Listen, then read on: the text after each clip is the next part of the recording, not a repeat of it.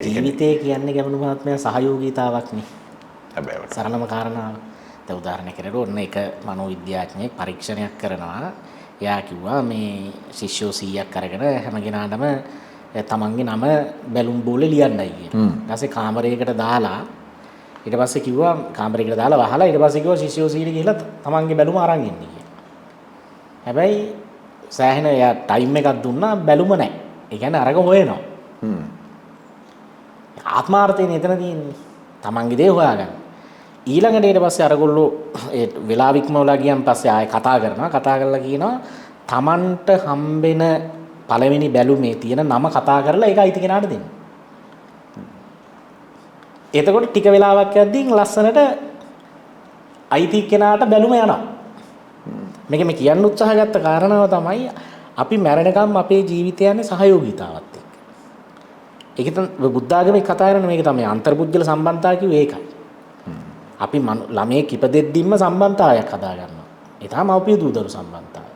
එයා ඉස්කෝලේට යද්දී ආයෙත් අලුත් සම්බන්ධතාවයක් හදා ගන්නවා. සහෝදර සහෝදරියෝ වේවා ඥාතීන් අසල්වාසීන් මිත්‍රයෝ පන්සලක් එක්ක මේ වෙද්දින් හරි පල්ලියක් එක්ක මේ වෙද්දින් හරි ආගමික සම්බන්ධතා මරණකම් සම්බන්ධතා ගොඩක් යන්නේ. එතකොට මේ සම්බන්ධතා ගොඩ ඇතුලේ අපේ සහයෝගීතාව අපි පවත්ව ගත යුත්තේ කොහොමද කියන කාරණාව තමයි මේ සූත්‍රයෙන් පැහැදිලි කරන්න උත්සාහ කරේ. දැන් අම්මලාගේ තාත්තලාගේ කතාවට ආවොත් ඔයාටයි මටයි ළමා කාල දෙකක් එනවනේ. එකක් තමයි ಜಾති. ඒ කියන්නේ ස්වභාවික ළමා කාලේ ප්‍රකෘති ළමාවිය. අපි දෙන්නටම එනවනේ. අපි දෙන්නම චූටි කාලේ ඉපදුනා අම්මා තාත්තා මව් කිරි බිව්වා දෙමාපිය රැකවරණය ඇතුළේ හැදුනා. ඊළඟට අපි දැන් ආයපහු ළමාවියකට යමින් තියෙන ඒත ජරා. එන විකෘති ළමාවිය. අපි වයසට ගියන් පස්සේ ළමයි වෙනවනේ. අපිට තනියෙන් වැඩ කරගන්න අමාරුයි. පැහැදිලිව. දැන් සමහර උත්පල වෙනවා අර මේ කල්පනාව නැතුව යනවා. බොහෝ අයගේ. එතකොට අපිට දැන් මේ කන කෑම අන්තිම වයසට ගියන් පස්සේ කන්න බෑනේ. දල ආහාර අනුභව කරන්න බෑ. සමහර දෙමාපියන්ට වෙන දේ තමයි තමන්ගේ මේ දේවල් තනියම කරගන්න බෑ. මේ ළමා කාල දෙක ප්‍රඥාවෙන් බලන්න කියලානේ බුදුහාඳුරු කියන්නේ. ඒ කියන්නේ පුත්තාවත්තු මනුස්සානන්නේ. කියන්නේ මනුස්සයන්ට දරුවෝ කියන්නේ වස්තුවක්.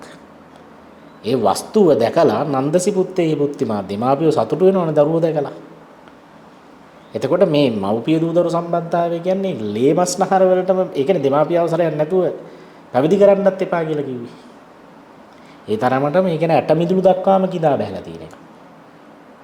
හැබැයි අද වෙද්දින් වෙලා තියෙන මේ මව්පිය දූ දරු සම්බන්ධතාවය අර්බුදයට ගිහිල්ලා තියෙනවා.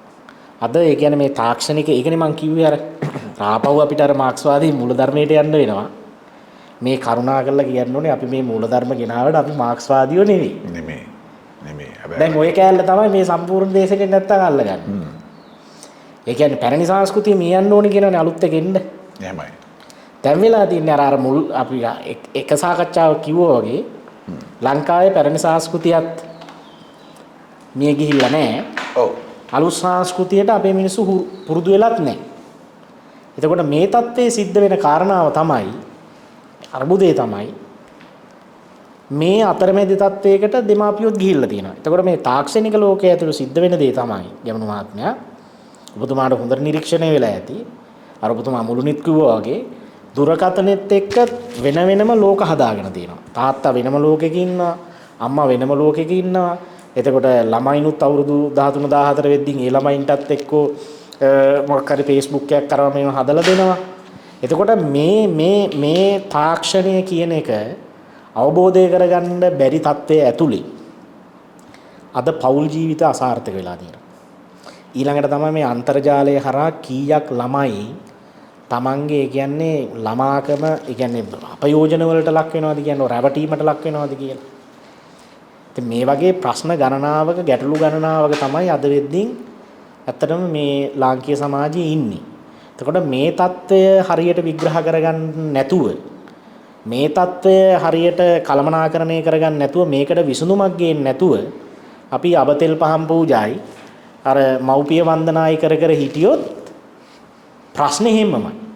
ඒ ඉස්කෝලේ අඬලා ගෙදර ඇවිල්ලා ප්‍රශ්නෙත් එක්ක ජීවත් වෙන්න වෙනවා.